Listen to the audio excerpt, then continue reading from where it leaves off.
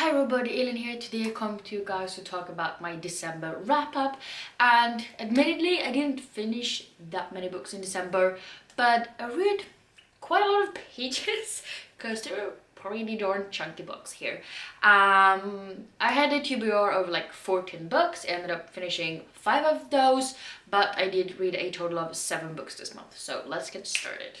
So these are 6 out of the 7 books I actually ended up reading this month. So I read Rhythm of War by Brandon Sanderson. This is freaking enormous. And this was for the challenge of reading a book that was over 500 pages. And this was actually like over 1200 pages. So I read this in like 10-11 days or something like that. The very last book I finished of the year. And it was so totally worth it. Because I love Brandon Sanderson's writing. I mean, he's exceptional. And if you can't say from like my shelves right over here, I love Brandon Sanderson's books. So this is the 4th book in the Stormlight Archives series, and I don't really want to say a lot because spoilers, but also because it's like really hard to describe. This book is mainly about like war. There's these people who want to avenge the fact that these different species ended up killing their king, and then they've been at war with each other for years after that, and they're still at war with this. They also try to, get different shard blades and shard plates, which is sort of different swords and, plates to wear during fights and stuff, and they're very valuable, they're really rare, and they're really powerful and will give you like definitely a big advantage in battles and yeah, stuff like that. And this book was action-packed and it made me like emotional because I didn't know how it was going to go with my favorite characters, and I just feel like all of the characters in this book like grew so much, and they had so many struggles in different like levels and in different ways, and I was just here for it. And I can't believe we have to wait like, I don't know, 2 years maybe until the next book comes out in this series. But I absolutely love this one and I gave it 5 out of 5 stars. And then I also read The Jungle Book by Rudyard Kipling, which was for the prompt of reading a book that is illustrated. It also has interactive elements. So this book is basically The Jungle Book, and then there's different short stories by the same author at the end.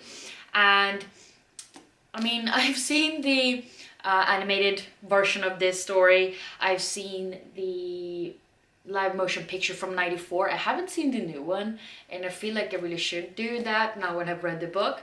But I think everybody knows what this story is about. But we meet Mowgli. He's found in the jungle by the animals, and the wolves take care of him until he grows up and everything like that. He gets in some trouble with Shere Khan and even humans, and it's a really interesting read. I really enjoyed reading it. I ended up giving the Jungle Book story 4 stars and the short stories 3 stars, and it came up to a total of 3.5 stars combined. And then for the challenge of reading a blue book, I chose Murder Most Unladylike by Robin Stevens, because you can't get a much bluer book than that, because literally everything is blue. So this is a middle grade book. This takes place in the 1930s, and this is about Hazel and Daisy, and they have this sort of detective agency, and they want to solve crimes, but so far there really hasn't been anything major to talk about. Then one day Hazel actually stumbles upon Miss Bell, I think her name is, and she's dead. And when Hazel runs away trying to find Daisy or someone else to help her, and by the time they get back, Miss Bell's body is gone. So not only do the girls have to prove the fact that Miss Bell is dead, they also have to find the body. So, it's a murder mystery, and it was really entertaining and kind of like middle grader, sort of like investigative kind of detective agency kind of stuff. But I mean, it does take place in the 30s. But Hazel, I feel like she's not treated very well, not by the other kids at this boarding school, and also not by Daisy, who's actually supposed to be her friend.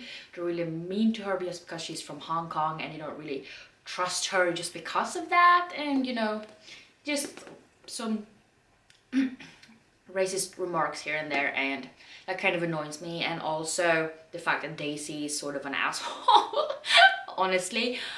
But overall a really interesting story, and a little bit of a surprising ending, if I may say so myself. But yeah, I give this 4 out of 5 stars. I have Reread, which I chose Gemina by Jay Kristoff and Amy Kaufman, because if you know me, I love this series. And I have read Gemina and Illuminae like 2 times prior, and now I'm working my way through 3rd time. And I just want to reread Obsidio, which is the 3rd and final book in the series, because I've only read it once and I read it in 1 day, so I want to reread it. The Gemina, like, it's really hard to decide which of the books are my favorite, but it's kind of a tie between Illuminae and Gemini, I think. But this one is kick-ass, it's brutal, it's bloody, it's just everything you need in a sci-fi story, really. To not spoil anything, since this is the 2nd book, there's sort of an invasion at this sort of space station called Heimdall, and there's some weird ass shit going on, and we have some really kick-ass characters and hackers and stuff, and that's all I'm gonna say, but it's really awesome. And of course I give it 5 out of 5 stars again. And for the 2 challenges, which was match your outfit and double up, so I chose Coraline by Neil Gaiman, and this is illustrated by Chris Riddell, which is the same guy that illustrated the Harry Potter books. It's really pretty. I've heard a lot of stuff about this book. It's a middle grade, it's supposed to be sort of creepy and intense kind of story. It's really short, which was the reason why I thought I would get through this quickly, which I didn't really, because I didn't really feel like picking it up for some reason. It's basically about Coraline, and she sort of somehow ends up in this different place with her other mother and other father, and she's trying to get back to her real parents, because the other mother and the other father are kind of creepy and they have buttons for eyes and stuff, and she has to do different things to be able to, you know, get back to her real parents. And I don't know, I was just kind of bored, honestly, and this is my first Neil Gaiman book, so maybe it's just me and the story that didn't mesh as well as I would have hoped, but just not a new favorite for me. I ended up giving this book 2.5 out of 5 stars. And then I also finished The Wild Way Home by Sophie Kirtley, which was actually on my November TBR, but I finished it in the beginning of December.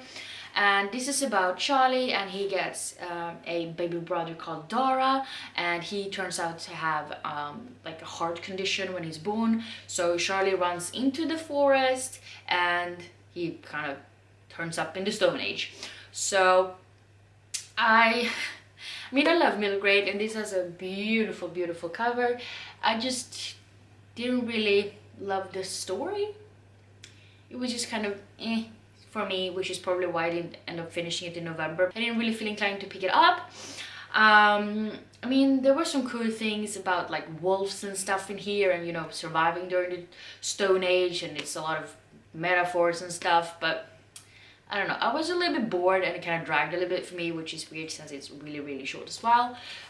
So yeah, not a new favorite, but I ended up giving this 3 out of 5 stars. And the very last book I'm going to mention is The Original by Brandon Sanderson and his co-author, whose name I can't remember right now. I'll insert a picture.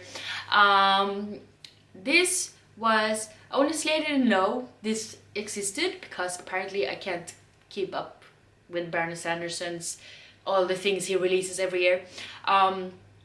So this is an audiobook. It only exists as an audiobook at this point, which is why I didn't know about it, because I suck at keeping track of audiobooks.